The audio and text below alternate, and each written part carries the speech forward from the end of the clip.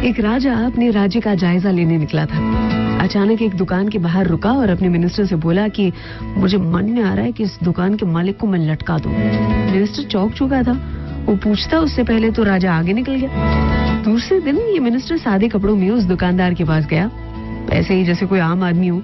इधर उधर की बातों में पूछा उसने, धंधा कैसा चल रहा है?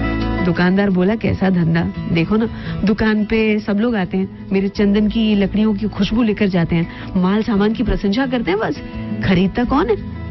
बोला, अब तो बस ये राजा मरे तो उसके लिए चंदन की लकड़ियों की डिमांड आए, और बहुत आएगी, आखिर राजा है वो, और मैं एक ही तो हूँ चंदन की लकड़ियों वाला यहाँ पर, और है कौन?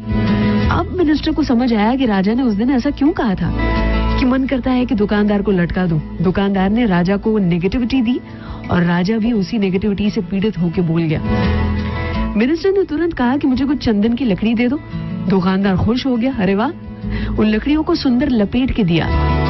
मिनिस्टर ने सीधा जाके राजा के पास उन लकड़ियों को रखा, कहा कि महाराज आपके लिए भेंट है, चंदन की लकड़ियों वाला जो दुकानदार है उसने भेजी है। चंदन की खुशबू और उनके सुनहरे रंग को देखकर राजा बहुत खुश हुआ। अपनी ओर से उस दुकानदार के नाम कुछ सोना मोहरें भेज दी।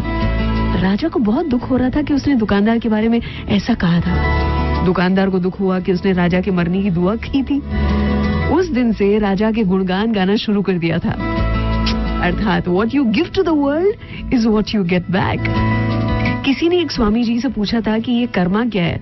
हमारे शब्द, हमारे काम, हमारी भावनाएं। स्वामी जी ने जवाब दिया था, your thoughts are your karma. आज के दिन में हर विचार की जांच करेंगे, नेगेटिव थॉट आते ही ना उसको वहीं के वहीं कुचल देंगे। अर्चना नी સાથે સલામ દુઆ વણકમ પ્રણામ સત શ્રી અકાલ। કેમ છો? સારું છે? અમદાવાદ આખું મારું છે।